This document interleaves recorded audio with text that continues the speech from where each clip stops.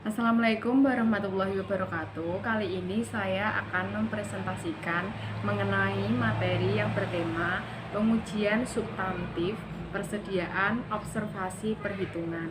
Sebelum saya sampaikan materi tersebut, perkenalkan nama saya Puji Lestari, NIM 1805520153 dari Universitas Tigubang Semarang. Tujuan dari presentasi ini untuk penilaian ujian tengah semester pengauditan 2 yang diampu oleh Bapak Arif Himawan Dwi Nugroho, SE AK MMCA CPA. Materi presentasi yang akan saya sampaikan meliputi yang pertama, sifat siklus produksi. Yang kedua, materialitas dan resiko inheren. Yang ketiga, pemahaman bisnis dan industri klien. Yang keempat, pengujian mengamati perhitungan persediaan fisik klien yang terdiri dari A. Penetapan waktu dan luas observasi, B. Rencana perhitungan persediaan, C. Pelaksanaan observasi perhitungan fisik. Yang kelima, pengujian penetapan biaya persediaan. Yang keenam, pengujian persediaan yang disimpan dan dikendalikan oleh pihak ketiga. Yang pertama itu ada sifat siklus produksi. Siklus produksi berhubungan dengan konversi barang baku menjadi barang jadi. Siklus ini meliputi perencanaan serta pengendalian produksi dari jenis-jenis dan kualitas barang yang akan diproduksi, tingkat persediaan yang akan dipertahankan, serta transaksi dan peristiwa yang berkaitan dengan proses aplikasi. Transaksi yang terjadi dalam siklus ini dimulai pada saat bahan baku diminta untuk produksi dan berakhir ketika barang yang diproduksi ditransfer ke barang jadi. Transaksi yang terjadi dalam siklus ini disebut sebagai transaksi pabrikasi atau manufacturing transaction. Siklus produksi saling berkaitan dengan tiga siklus lainnya, yaitu yang pertama, siklus pengeluaran dalam pembelian bahan baku dan pembayaran sebagai biaya overhead.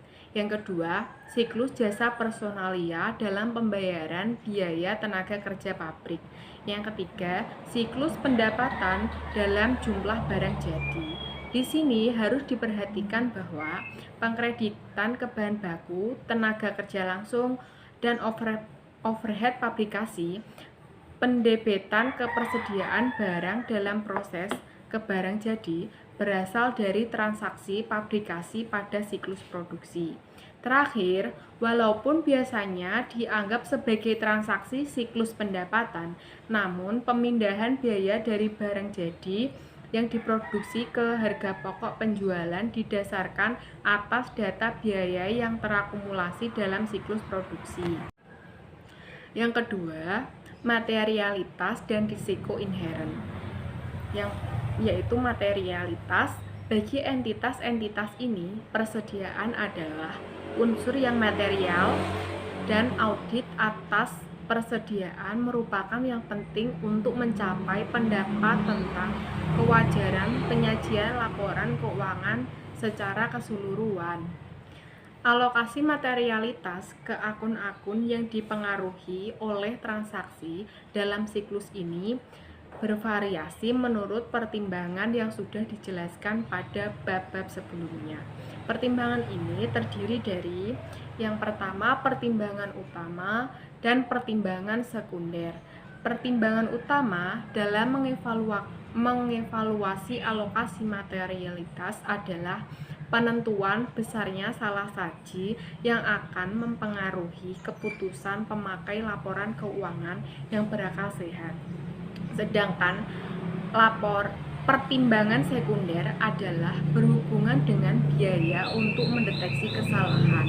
Umumnya, audit atas persediaan dan mengaudit ketetapan penilaian persediaan memerlukan banyak biaya. Akibatnya, auditor biasanya akan mengalokasikan suatu jumlah yang signifikan dari keseluruhan materialitas ke audit persediaan. tanpa melebihi jumlah yang ia anggap akan mempengaruhi analisis pemakai laporan keuangan. Ada resiko inheren, yaitu resiko ini terjadinya salah saji dalam laporan keuangan yang disebabkan oleh transaksi persediaan, bukan merupakan bagian yang material dari proses inti entitas itu. Namun, untuk pabrikan, pedagang grosir, atau pedagang eceran, persediaan dapat dinilai sebesar atau mendeteksi maksimum karena alasan-alasan berikut ini. Yang pertama, yaitu volume transaksi pembelian, fabrikasi, dan penjualan yang mempengaruhi akun-akun ini biasanya tinggi, sehingga meningkatkan peluang terjadinya salah saji. Kedua, sangat beragamnya jenis persediaan kadang-kadang mengharuskan digunakannya prosedur khusus untuk menentukan kuantitas persediaan seperti volume geometrik, timbunan persediaan, fotografi dari udara, dan estimasi kuantitas oleh seorang pakar. Yang ketiga, persediaan seringkali disimpan di berbagai lokasi sehingga menambah kesulitan yang berhubungan dengan penyelenggaraan pengendalian fisik terhadap pencurian dan kerusakan, serta akuntansi yang tepat untuk barang dalam perjalanan di antara lokasi-lokasi itu. Yang keempat, sangat beragamnya jenis persediaan mungkin saja menimbulkan masalah khusus dalam menentukan kualitas dan nilai pasarnya. Yang kelima, persediaan sangat rentan terhadap pembusukan, keusangan, dan faktor-faktor lain seperti kondisi ekonomi umum yang sangat mempengaruhi permintaan serta kemampuan menjual, dan dengan demikian mempengaruhi ketepatan penilaian persediaan itu. Yang ketiga, poin ketiga ini pemahaman bisnis dan industri klien. Pemahaman tentang bisnis dan industri klien akan membantu auditor dalam merancang program audit yang efektif dan efisien. Bagi banyak perusahaan, persediaan pabrikasi merupakan proses dan kemampuan entitas itu untuk menghasilkan laba serta arus kas akan tergantung pada seberapa baik proses pabrikasi ini dikelola. Bagi banyak perusahaan di distribusi dan eceran, manajemen persediaan merupakan hal yang penting untuk mencapai keberhasilan. Pada saat mengaudit sebuah perusahaan pabrikasi, auditor biasanya ingin memahami intensivitas modal dari proses pabrikasi, di samping bauran bahan baku dan tenaga kerja yang diperlukan dalam proses pabrikasi itu. Pemahaman ini merupakan hal yang penting dalam mengevaluasi kelayakan hasil keuangan yang dilaporkan, terutama pada saat mengevaluasi tujuan audit seperti keberadaan persediaan, penilaian persediaan pada biaya historis maupun nilai realisasi bersih. Apakah klien memegang hak kepemilikan atas persediaan, serta masalah penyajian dan pengungkapan. Persediaan sebenarnya tidak material bagi industri-industri seperti hotel dan sekolah. Kedua industri ini merupakan industri jasa, dan audit atas persediaan biasanya signifikan terhadap keseluruhan strategi audit dalam kedua industri itu. Dalam setiap kasus, unsur persediaan merupakan hal yang material terhadap neraca suatu entitas atau perusahaan. Walaupun demikian, setiap industri memiliki sifat yang unik dalam hal jumlah hari yang diperlukannya untuk memutar persediaan. Selain itu, dalam setiap kasus, jumlah hari perputaran persediaan juga sangat bervariasi di antara untuk industri-industri tersebut, sehingga sangat penting untuk memahami keadaan klien dan menentukan bukti yang mencukupi guna mendukung pendapat mengenai kewajaran penyajian laporan keuangan. Pada saat mengevaluasi kewajiban penyajian laporan keuangan, auditor biasanya akan mengevaluasi harga pokok penjualan dan margin kotor ketika mengaudit persediaan. Auditor harus menyadari bahwa jika persediaan ditetapkan terlalu tinggi, maka harga pokok persediaan akan ditetapkan terlalu rendah dan margin kotor ditetapkan terlalu tinggi. Salah saji yang sama yang menetapkan harga pokok penjualan terlalu rendah dan penetapan persediaan terlalu tinggi akan menetapkan jumlah hari perputaran persediaan terlalu tinggi serta membuatnya terlihat memerlukan waktu yang lebih lama untuk memutar persediaan daripada sebenarnya. Karena pentingnya persediaan bagi kewajaran penyajian bagi sebagian besar pabrikan, pedagang grosir, dan pedagang eceran, maka auditor dapat menggunakan prosedur analitis untuk mengidentifikasi bidang-bidang yang bermasalah. Karena signifikannya jumlah transaksi persediaan yang dilakukan oleh entitas-entitas ini, maka auditor akan sering menentukan pada pendekatan penilaian tingkat resiko pengendalian yang lebih rendah dalam situasi-situasi tersebut. Selanjutnya, poin 4, pengujian mengamati perhitungan persediaan fisik klien. Pengamatan perhitungan persediaan sudah menjadi prosedur auditing yang diterima umum selama lebih dari 50 tahun. Prosedur ini diwajibkan apabila persediaan merupakan hal yang material bagi laporan keuangan sebuah perusahaan serta praktis dan layak dilaksanakan. Pengamatan perhitungan persediaan ini bisa saja merepotkan, menghabiskan banyak waktu, dan sulit bagi auditor. Tetapi hal ini jarang terjadi. Dalam melakukan prosedur auditing ini, klien memikul tanggung jawab untuk menghitung persediaan. Pada SAS 1 AU nomor 331.09 piutang dan persediaan menyatakan dari pengujian substantif ini, auditor akan memperoleh pengetahuan langsung mengenai efektivitas perhitungan persediaan klien, serta tingkat keandalan yang dapat diberikan atas asersi manajemen sehubungan dengan kualitas dan kondisi fisik persediaan. Dalam beberapa kasus, spesialis persediaan dari luar perusahaan mungkin dipekerjakan oleh klien untuk menghitung persediaan. Apabila hal ini terjadi, maka auditor juga harus hadir untuk mengamati perhitungan yang mereka lakukan, karena dari sudut pandang auditing, para spesialis itu pada dasarnya sama dengan karyawan perusahaan. Pertimbangan audit utama yang dapat ditetapkan pada prosedur yang diwajibkan ini akan dijelaskan pada bagian berikut ini, yaitu bagian pertama ada penetapan waktu dan luas observasi. Penetapan waktu pengamatan persediaan tergantung pada sistem persediaan yang dianut klien dan efektivitas pengendalian internal. Dalam sistem persediaan periodik, kuantitas ditentukan mulai perhitungan fisik dan semua perhitungan telah dilakukan pada tanggal tertentu. Tanggal itu harus ditetapkan pada atau mendekati tanggal neraca, dan auditor biasanya harus hadir pada penetapan tanggal itu.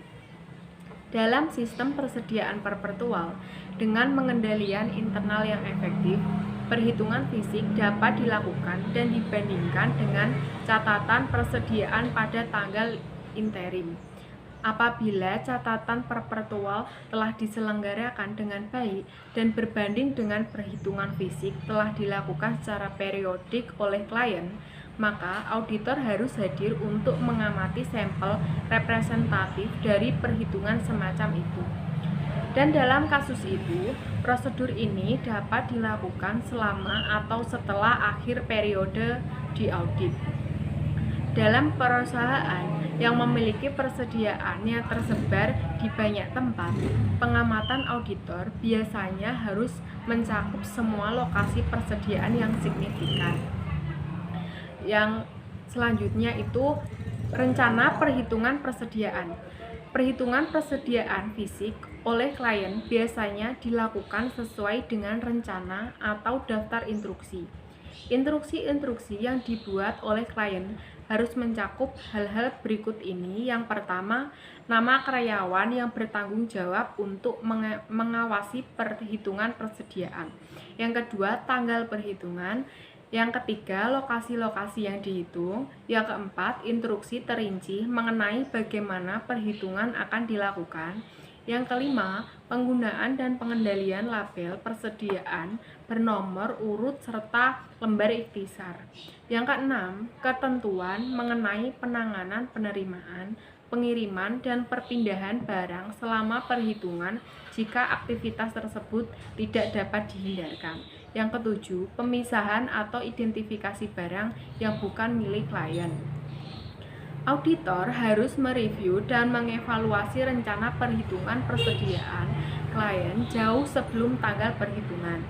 Dengan tenggang waktu yang cukup, klien akan mampu menanggapi dengan baik saran-saran modifikasi atas rencana itu sebelum perhitungan dimulai.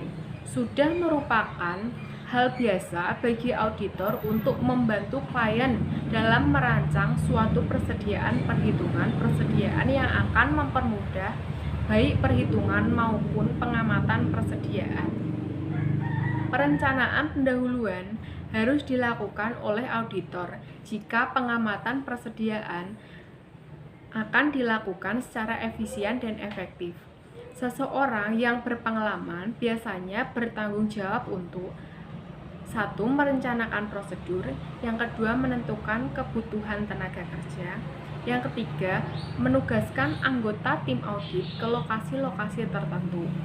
Nah, setiap pengamat harus dilengkapi dengan salinan rencana perhitungan klien dan instruksi tertulis mengenai tugas yang akan dilakukan. Selanjutnya, pelaksanaan observasi perhitungan fisik. Dalam mengamati perhitungan persediaan, auditor harus yang pertama, meneliti kecermatan pada karyawan klien, mengikuti rencana perhitungan persediaan. Yang kedua, memastikan bahwa semua barang dagang telah diberi label dan tidak ada barang yang diberi 2 label. Yang ketiga, menentukan bahwa label persediaan bernomor urut dan lembar kompilasi telah dikendalikan dengan semestinya. Yang keempat, melakukan beberapa pengujian perhitungan dan menelusuri kuantitas ke lembar kompilasi. Yang kelima, mewaspadai wadah-wadah yang kosong dan tempat-tempat lowong yang mungkin ada apabila barang ditumpuk dalam formasi yang tepat. Yang keenam, mewaspadai adanya persediaan barang yang rusak dan usang. Yang ketujuh, menilai kondisi umum persediaan. Yang kedelapan, mengidentifikasi dokumen penerimaan dan mengirimkan terakhir yang digunakan dan memastikan bahwa barang yang diterima selama perhitungan telah dipisahkan sebagaimana mestinya. Yang kesembilan, mengajukan pertanyaan tentang eksistensi barang persediaan yang lambat pergerakannya.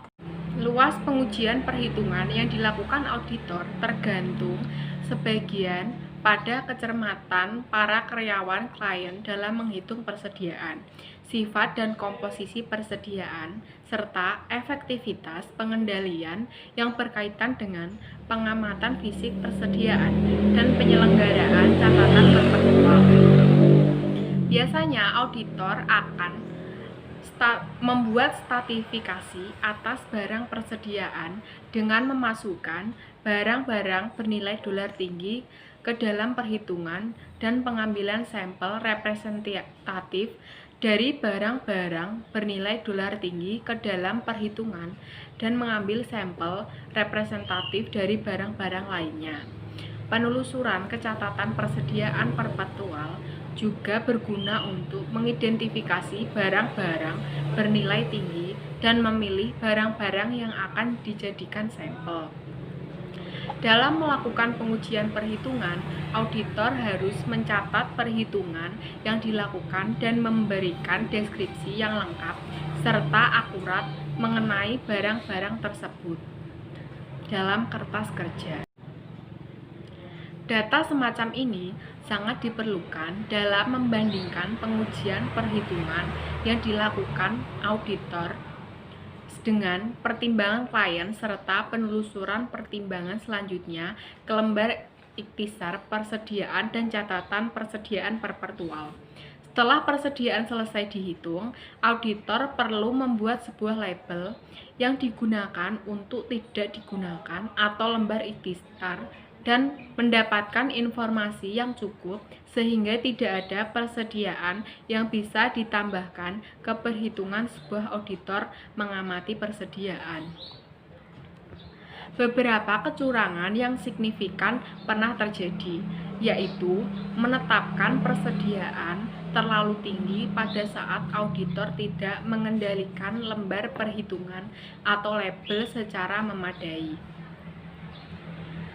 Pada saat prosedur pengamatan telah usai, sejumlah anggota tim audit harus menyiapkan sebuah ikhtisar keseluruhan.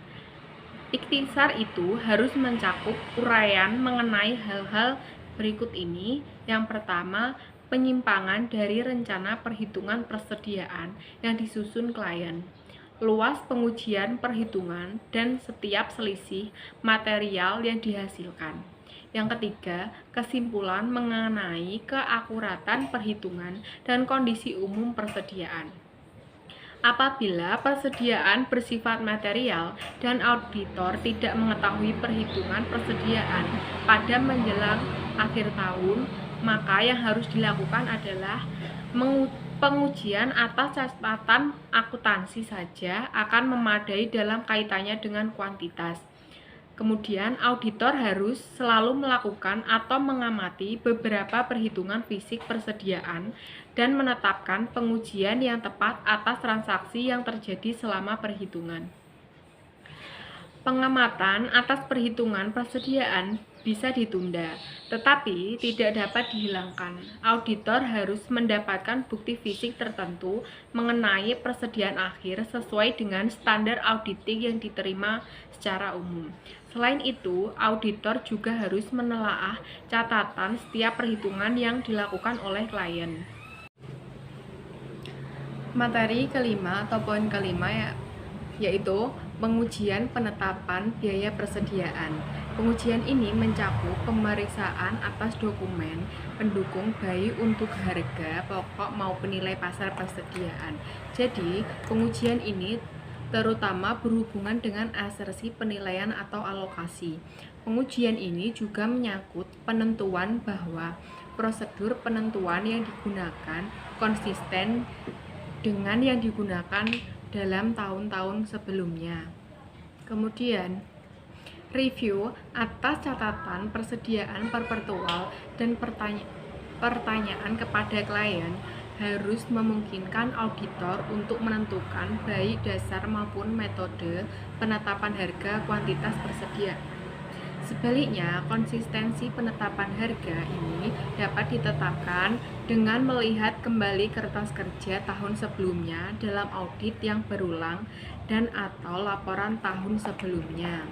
Langkah untuk memverifikasi penetapan harga ini mencakup menelaah atas penetapan harga barang tersebut tidak dinilai melebihi nilai realisasi bersih pada tanggal laporan.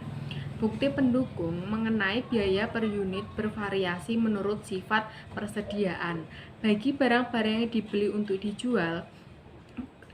dijual kembali, digunakan atau konsumsi, persediaan barang dagang, bahan baku, dan perlengkapan, harga pokok harus di-vouching ke faktur penjualan representatif. Sebaliknya, konsistensi penetapan harga ini dapat ditetapkan dengan melihat kembali kertas kerja tahun sebelumnya dalam audit yang berulang dan atau laporan tahun sebelumnya. Langkah untuk memverifikasi penetapan harga ini mencakup menelaah atas penetapan harga barang tersebut tidak dinilai melebihi nilai realisasi bersih pada tanggal laporan. Bukti pendukung mengenai biaya per unit bervariasi menurut sifat persediaan. Kemudian, pengujian harga pokok persediaan yang diproduksi. Sifat dan luas pengujian penetapan harga barang jadi yang dilakukan auditor tergantung pada reliabilitas catatan akuntansi, biaya klien, dan metode yang digunakan oleh klien. Dalam mengakumulasi biaya-biaya tersebut, auditor harus menelaah metode itu untuk memastikan kelayakan serta akurasi konsistensi penerapannya. Sebagai contoh, apabila biaya standar digunakan, maka auditor harus menguji perhitungan standar-standar itu, membandingkan perhitungannya dengan spesifikasi engineering, memastikan bahwa standar itu mutakhir, dan mengevaluasi apakah standar itu mendeteksi biaya aktual dengan memastikan akun-akun varians. Jika akun-akun varians tersebut memiliki saldo lebih besar, maka auditor harus mempertimbangkan apakah penyajian yang wajar memerlukan dilakukannya alokasi pro rata kepersediaan dan harga pokok penjualan, dan bukan hanya membebankan varian-varians itu ke harga pokok penjualan. Apabila asersi klien mengenai sifat persediaan berhubungan dengan hal-hal yang bersifat teknik, auditor mungkin menentukan bantuan para pakar dari luar. Sebagai contoh, hal ini mungkin saja terjadi dalam perusahaan minyak yang memiliki mutu minyak dan pelumas yang berbeda, atau pada toko perhiasan yang memiliki permata karat yang berbeda, dan jam tangan hiasan permatanya berlainan. Kemudian pengujian rincian saldo estimasi akuntansi. Audit estimasi sangat menentukan karena bergantung pada bersifat prospektif.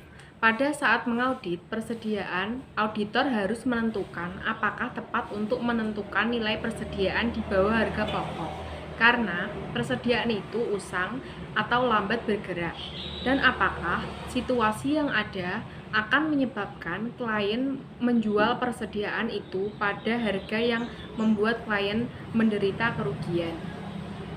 Dan tanggung jawab auditor hanya sebagai pengamat yang telah cukup memperoleh informasi mengenai hal itu. Berarti, auditor hanya diharapkan menentukan apakah persediaan sudah berada dalam kondisi siap dijual atau digunakan dan dikonsumsi, dan apakah ada barang yang usang, lambat bergerak, dan rusak. Auditor memperoleh bukti mengenai kondisi umum atau keusangan dengan yang pertama, mengamati perhitungan persediaan yang dilakukan klien. Yang kedua, melakukan scanning atau catatan persediaan perpetual untuk mengetahui barang-barang yang lambat bergerak. Yang ketiga, menelaah laporan produksi pengendalian mutu. Selain itu, auditor juga dapat menggunakan pengalamannya. Materi ke-6 atau poin ke-6 yaitu pengujian persediaan yang disimpan dan dikendalikan oleh pihak ketiga. Konfirmasi atas persediaan yang disimpan dan dikendalikan atas nama perusahaan atau klien pada pihak ketiga pada umumnya akan memberikan bukti yang cukup atas keberadaan atau kondisi persediaan tersebut, kecuali bisa terdapat informasi yang memberikan keraguan bagi auditor atau integritas dan objektivitas dari pihak ketiga tersebut, atau ketika klien tidak memiliki pencatatan perpetual yang memadai atas persediaan terkait. Nah, jika persediaan yang disimpan dan dikendalikan oleh pihak ketiga bernilai material dalam laporan keuangan, auditor harus memperoleh bukti yang cukup dan tepat tentang eksistensi dan kondisi persediaan tersebut dengan melaksanakan satu atau dua prosedur, yaitu meminta konfirmasi dari pihak ketiga tentang kuantitas dan kondisi persediaan yang disimpan atas nama entitas, kemudian melaksanakan ekspeksi atau prosedur audit lainnya yang tepat sesuai dengan kondisi. Nah, bila hal tersebut terjadi, maka auditor perlu mempertimbangkan untuk melaksanakan prosedur audit tambahan. Sebagai contoh, prosedur tambahan Itu dapat berupa satu, mengevaluasi pengendalian internal dari pihak ketiga dalam kaitannya dengan proses menghitung dan menjaga ketersediaan. Yang kedua, melaksanakan ekspeksi atas dokumen-dokumen pendukung. Sebagai contoh, dokumen penerimaan barang di gudang. Sekian presentasi yang dapat saya sampaikan. Wassalamualaikum warahmatullahi wabarakatuh.